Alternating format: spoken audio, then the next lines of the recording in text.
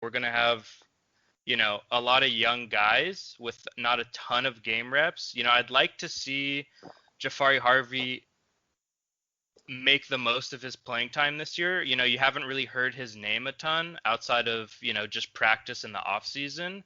But in terms of game day stuff, you haven't really heard his name called at all. So I'd like to see him kind of get more involved throughout the season for sure. Yeah, I get what you're saying, man. So I asked this question to our last guest, but I want to know what things made you the most excited and which areas you're looking for more from our team.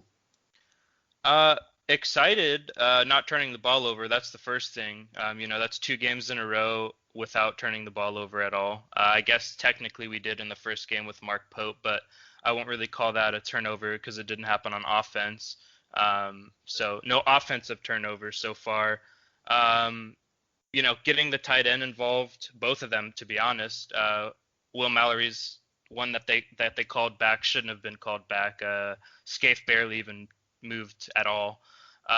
So I liked the fact that we were able to get those guys involved and getting at least one of the freshman running backs some scores. It was great. Rooster got 2 touchdowns. Yeah. As far as a little concern, obviously the corner is going to be a concern the entire season. I think Al Blades played great. I mean, he was the number one guy in the country, I think, in PFF against the pass this past week. So he was great. Corey Couch, I thought he played okay, maybe a little bit better than okay. And the fact that we didn't hear DJ Ivy's name is a good thing, right? So that was definitely good. I'd like to see a little more consistency out of Bradley Jennings. He led the team in Agreed. tackles week 1, and he only had 1 tackle, which was a sack against Louisville. But one of the things that I don't like is we don't really get to see everyone's snap count, right? There's not really a great place to see everybody's snap count. So unless you're counting the snaps while watching the game, when you look at the stat sheet, Sam Brooks had 6 tackles and Bradley Jennings had 1. Well, how many snaps did they play? Because McLeod had 9, so he was in the game a lot. And from what it looked like, Bradley Jennings was in the game a good bit, but we don't have a snap count, so it's hard to say. But I like the fact that we do have some speed that we can sprinkle in with Brooks and Avery Huff, to be completely honest. And I think all of you in the Skype and anyone listening is going to agree with me. We should never put Rangoni in the game. If anyone's going to get playing time on defense, it should be Avery Huff. And there's a rumor that he doesn't know the playbook well, and that could be the reason for not getting any playing time. But I don't understand why we have a guy like Rangoni in who usually comes in at the striker position when we have 2 strikers that are far better than him. Yeah. And it's no knock on Rangoni. He works hard. He played pretty well for us last season in a couple of the games, but we have guys that are better and faster, So, it's just a little bit of a question mark. Yeah, I get what you're saying, and you mentioned Scaife not moving at all. I think there was our pass protection got better, but there was a few other plays where Scaife didn't move at all. So, Yep. Yeah, I was. I mean, not too. I don't like to bag on kids too hard, right? Because I know that they're all doing their best and stuff, and as long as they're preparing and showing up.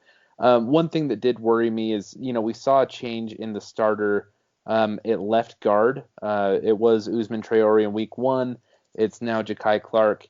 But at right guard, there was multiple plays, at least 2 that I saw, where De'Aaron King got hit. One of them was a sack. The other one was just one that he just got lit up after he let the ball go.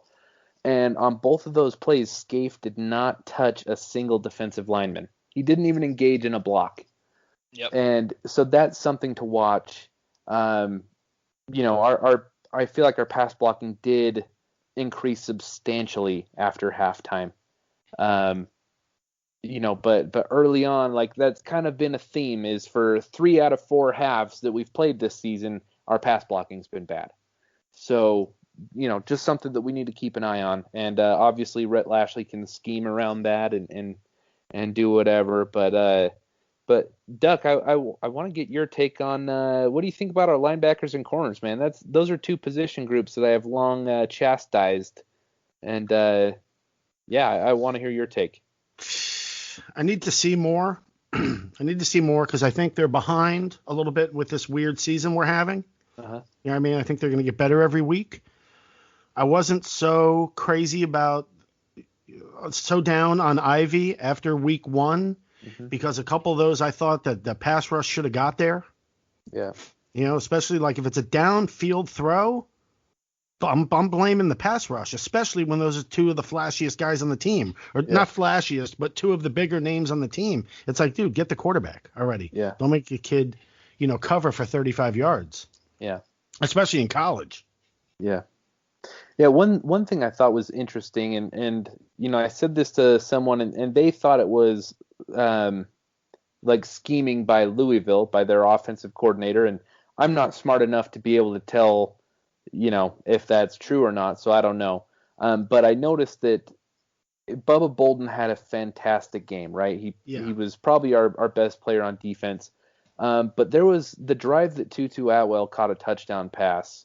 They gouged, like they managed to isolate Bubba Bolden onto Tutu Atwell in man coverage.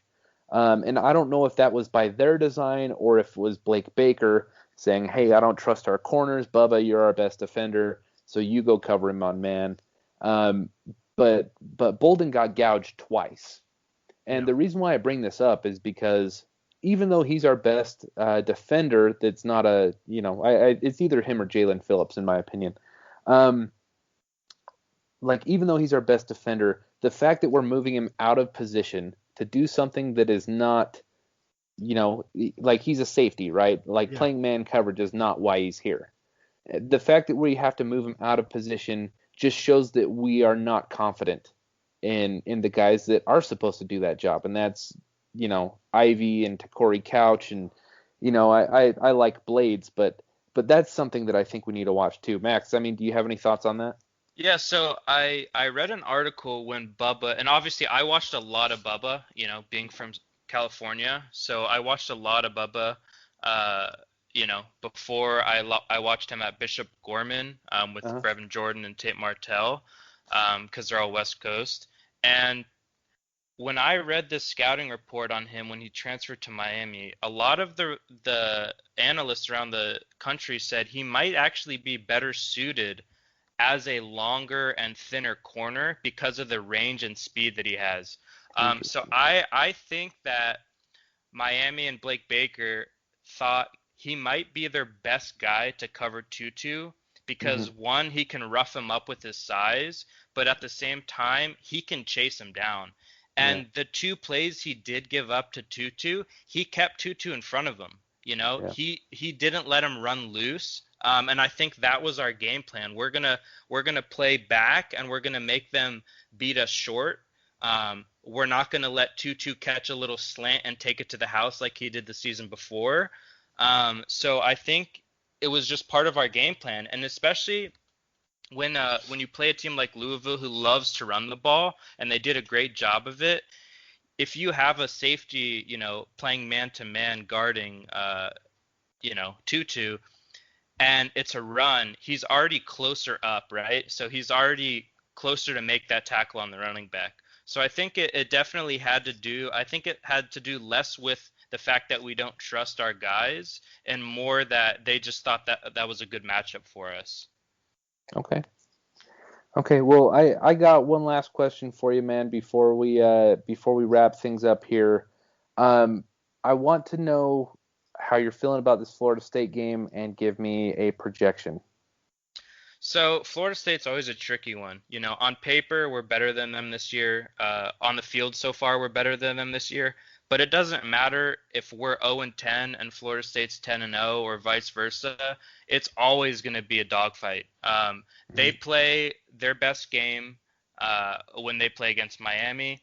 There's a lot of things going on with that program. There's no Mike Norvell. You got a couple of guys that are transferring. But I think it's going to be potentially closer than a lot of other people think just because of the nature of the game. I still think we win. I would probably say 42-24. Okay. Cool, man. Yeah. Well, Max, let me ask you a question. I asked the last guy, are you not from Florida? You don't live here? No, I do not live in Florida.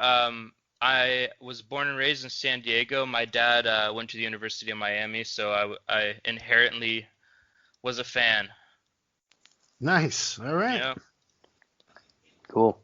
Well, thank you for coming on, Max. I appreciate, we got that Twitter chat with a bunch of guys, and, it's been cool, hearing your takes and stuff. And thanks for coming on. Appreciate having you, man. Yeah, of course. Thanks for having me on, guys. See you, Max. No problem. See ya. Go Canes. All right, Doug. Well, thank you so much for helping me out today, man. I appreciate you. Good guests tonight. That kid Max, he was really smart. Knew a lot of stuff. Yeah, absolutely. Yeah, he's a cool kid. I've been getting to know him a little bit just recently, and I was definitely happy that he was interested in coming on. So just a few things before me and you wrap up, if you got a little bit of time. Got it. Yeah. So I love what you do on Twitter. You're my favorite Twitter follow. And admittedly, I didn't get you at first. Right. We talked about that with there's going to be a lost interview of BetterDuck that I publish later this week. I actually am already thinking about it. I'm going to brand it as Duck Week on the fourth on the Force Up podcast. But we talked about it. We talked about The Big Lebowski, where the first time you watch it, it just goes right over your head. Right. And you're like, these guys are idiots. Like this is a movie about like the dumbest people ever. And I'm not saying that's how I felt about your, you and your Twitter account, but like you come off very brash and sarcastic, and it went right over my head. Right. When I was first getting into it, I was just like, who is this dude? And now that I've gotten to know you, I have to say you were like the funniest dude.